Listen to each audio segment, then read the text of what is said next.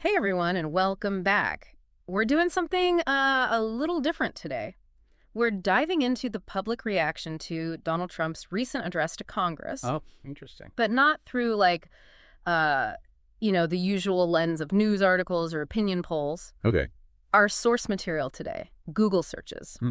Yeah, we're looking at what people were actually typing into Google during and right after the speech, Fascinating. to get a raw, unfiltered glimpse into what was on everyone's minds, what captivated the public's attention. I think we found some intriguing patterns, some unexpected insights, so let's unpack this. Absolutely. Right off the bat, we saw an absolutely massive volume of searches directly related to Trump himself. Trump speech, Donald Trump, Trump address, you name it. Right. I mean, you'd think that years after leaving office, the focus might have shifted a little bit, but these searches really suggest he still holds a powerful grip on the public consciousness. What do you think? Well, yeah, I mean, this volume is really significant, even considering his name recognition. We analyzed over 10 million searches from that night, and Trump-related terms consistently topped the charts, Wow. spiking by almost 400% compared to the previous week. That's huge. So yeah, this suggests an enduring fascination with Trump as a figure, even years after his presidency. Absolutely. And it wasn't just about his name. We also saw a huge spike in searches related to fact-checking. Oh, interesting. Fact-check Trump speech, Trump fact-check, even live fact-checking Trump. Wow. Clearly, people weren't just passively listening. They were actively trying to verify or challenge what they were hearing in real time. It makes sense, right? This surge in fact-checking searches actually reflects a growing trend of media skepticism. Totally. In a world of information overload, people are turning to independent sources to validate what they see and hear, especially when it comes to politically charged events. Right. So instead of just accepting what they're being told, people are taking the initiative to dig deeper and form their own conclusions. Exactly. They're engaging in critical thinking, which is essential in today's complex media landscape. I love that. Now, moving from these broader themes, let's look at some specific content curiosities that emerged from the search data. Yeah, some of these were really interesting. Absolutely. One that stood out was, what is woke? Woke meaning. Trump used this term quite a bit during his address, but it seems like a portion of the audience wasn't entirely familiar with it. Right. This could point to a few things. Maybe it's a generational divide, with younger viewers being more familiar with the term than older generations. Right. Or it could reflect a shift in political language that some people found jarring or confusing.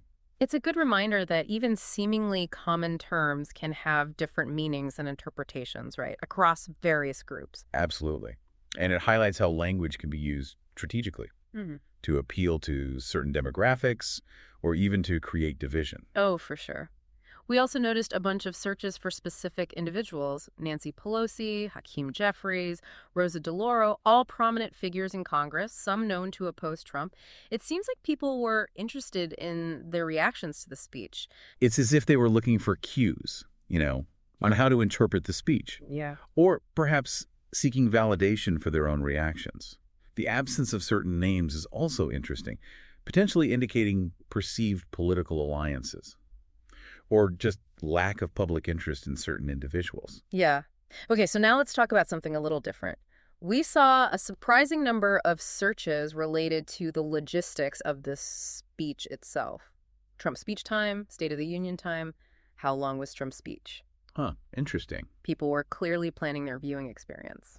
This is intriguing considering the possible decline in traditional TV viewership. Right. It suggests that people might have been seeking out alternative ways to watch the speech, whether through online streaming or social media clips. It really speaks volumes about the changing media landscape and how people consume news and information in a more fragmented way. For sure. But before we get too deep into that, let's look at another interesting trend that popped up in our search data. We saw quite a few searches for specific news outlets: Fox News, CNN, NPR, Newsmax, the list goes on. Right.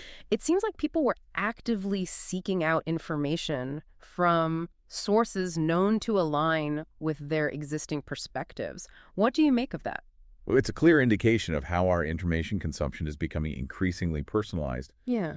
and, unfortunately, often reinforces existing biases. Yeah. We naturally gravitate towards sources that validate our worldview, Yeah. which can lead to echo chambers Yeah. and make it really difficult to engage with alternative viewpoints. So it's not just about access to information anymore. Right. It's about the specific sources we choose to trust and rely on. Exactly. And this brings up an important point, for all of us to consider. How do you choose your news sources? It's a great question. Do you actively seek out diverse perspectives? Or do you find yourself mostly sticking to familiar outlets, the ones that just reinforce your existing beliefs? That's a great question for everyone to ponder.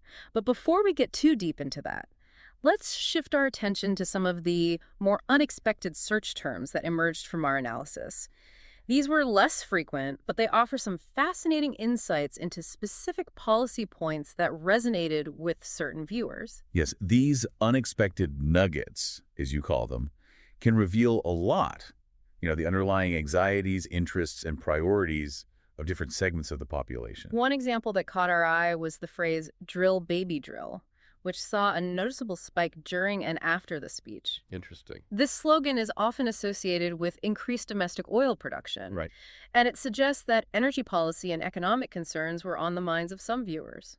It's fascinating to consider why this particular topic resonated and how it might connect to broader anxieties, about things like inflation, energy independence, and the environment. Right. And then we have searches like Trump Social Security, which suggests concerns about the future of social safety net programs under a potential second Trump term. This highlights how specific policy pronouncements can have a big impact. Yeah. Even those delivered in passing, they can trigger a wave of anxiety and information-seeking behavior among certain demographics. Absolutely. And it's a reminder that even in a politically charged environment, people are still deeply concerned about practical, everyday issues. The ones that directly affect their lives? Now, in addition to these policy-related searches, we also saw a cluster of searches hinting at potential drama during the address itself.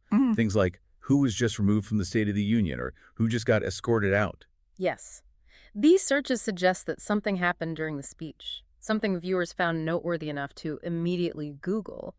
But the searches themselves don't tell us what actually happened. Exactly, and that's where the need for critical thinking becomes even more crucial. Right. It's easy to get caught up in speculation and rumors, especially in the fast-paced world of online media. But we need to be careful not to jump to conclusions or accept every headline at face value. So let's dive into how we can navigate this information landscape effectively and avoid falling prey to misinformation.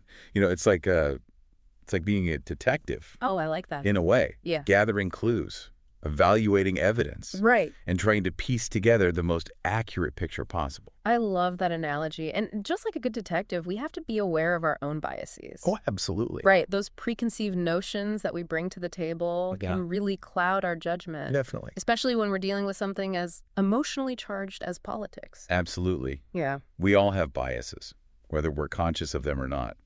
And it's crucial to acknowledge those biases and try to mitigate their influence, on how we process information. It's tough, though. It is. Our brains are naturally wired to seek out information that confirms what we already believe, even if it means overlooking or dismissing evidence that challenges our views. That's true. Yeah. But it's not impossible to break out of that pattern. Yeah. It takes effort and a willingness to challenge our own assumptions. One helpful strategy is to actively seek out viewpoints that differ from our own. I like that. Expose ourselves to different perspectives, even if they make us uncomfortable. It's about expanding our understanding, not necessarily changing our minds.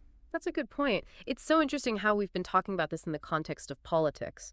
But it really applies to all areas of our lives. It does. Doesn't it?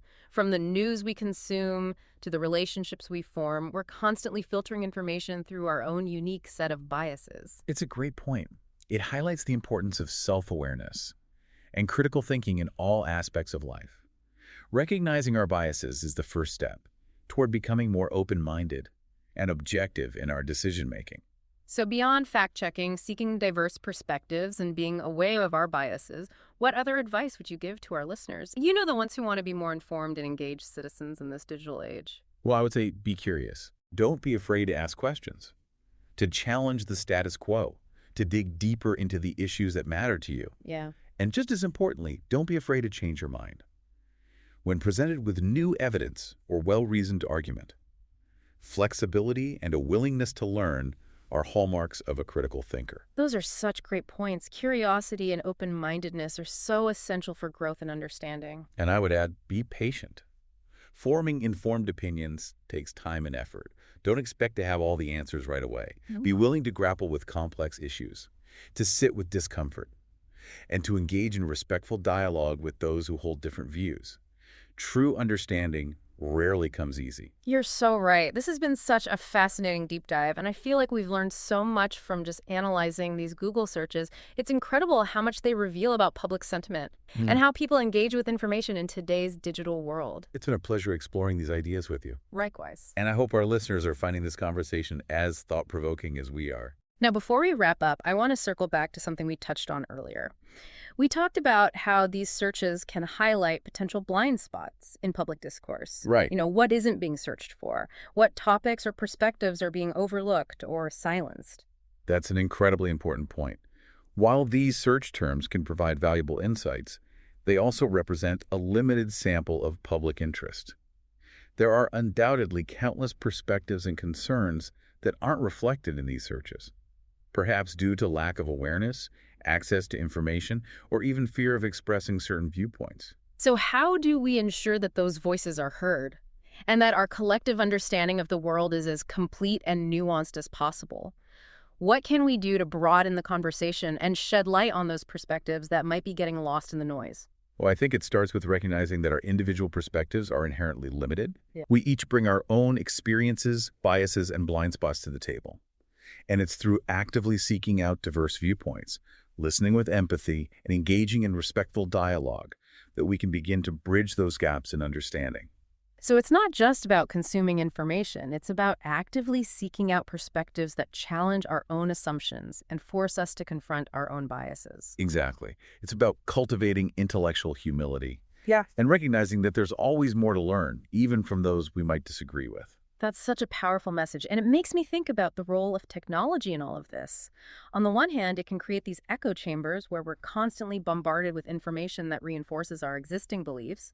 But on the other hand, it also has the potential to connect us with people and ideas we might never have encountered otherwise. That's right. It's ultimately up to us how we choose to use these tools. Right. We can either let them reinforce our biases and divide us further, or we can leverage them to expand our horizons and engage in more meaningful conversations across ideological divides. So it's not just about the technology itself. It's about our intentions and how we choose to engage with it. Exactly. It's about using technology as a tool for connection and understanding, rather than a weapon for division and polarization. I love that. And it brings us to our final thought-provoking question for all of you listening out there.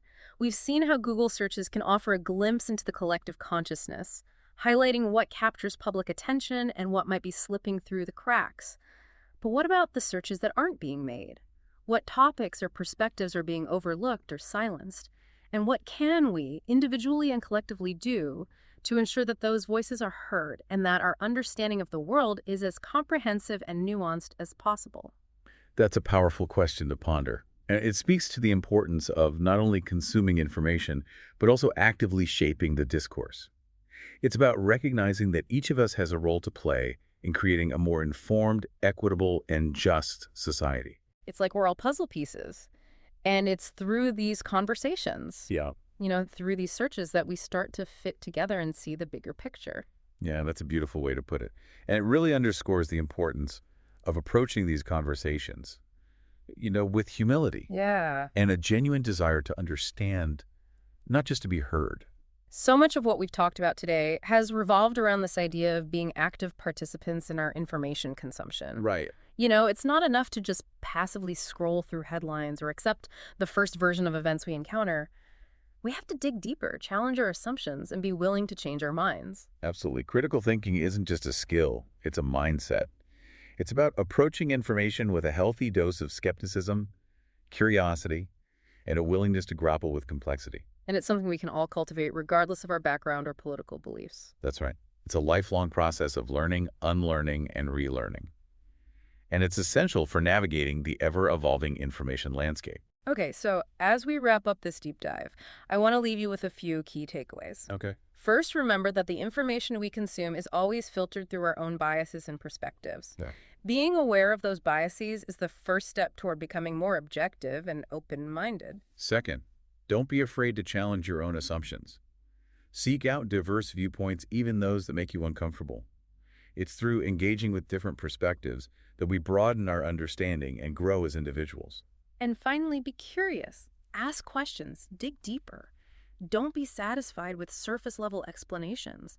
The more we understand about the world around us, the better equipped we are to make informed decisions and create positive change. Well said. And remember, this deep dive into Google searches is just one lens through which we can view the complexities of public opinion and information consumption. There are countless other perspectives to explore, and it's through embracing that diversity of thought that we can build a more informed, equitable, and just society. Thank you so much for joining us on this deep dive into the world of Google searches and what they reveal about the public's reaction to Donald Trump's recent address to Congress. Until next time, keep those minds curious and those searches going. Today is your lucky day. Today is the day that our $3 website works for you, paying you directly to your PayPal daily. Imagine $3 ongoing continuous payments to your PayPal account. Imagine falling asleep and waking up to $300 in your PayPal account. How would this make you feel? How could this help you? What bills could you pay? What kind of fun could you have? What does that retirement look like now? All for a one-time payment of $3. This website is DFY done for you, fully built and completely hosted, and never stops collecting payments for you. You have spent $3 on coffee on a regular, but that coffee won't help you create multiple streams of income. Click the link below.